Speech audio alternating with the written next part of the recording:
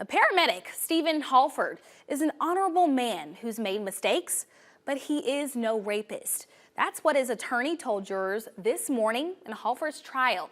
News 4's Ken Curtis is with us right now. And Ken, prosecutors portray Hallford in a different light.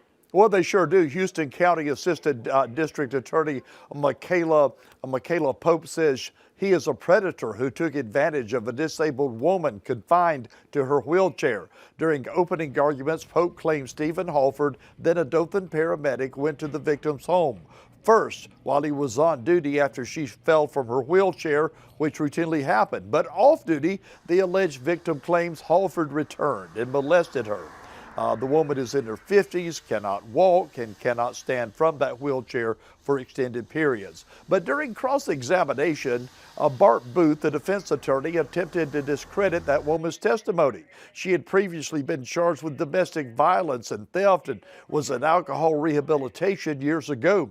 As for Hallford, he admits the two had a thing going on, but claims that relationship was consensual. And Booth admits that his client is an alcoholic who made poor decisions. But for the charges he faces, rape and sodomy, Booth says Stephen Hallford is innocent.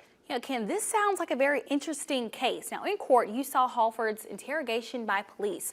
What did he tell them? Well, he said living near the alleged victim, he checked on her frequently. He said she first approached him about intimacy. He said he obliged, believing she was lonely. And Ken, this continued for about 18 months before the alleged victim went to police? Yeah, that was the testimony.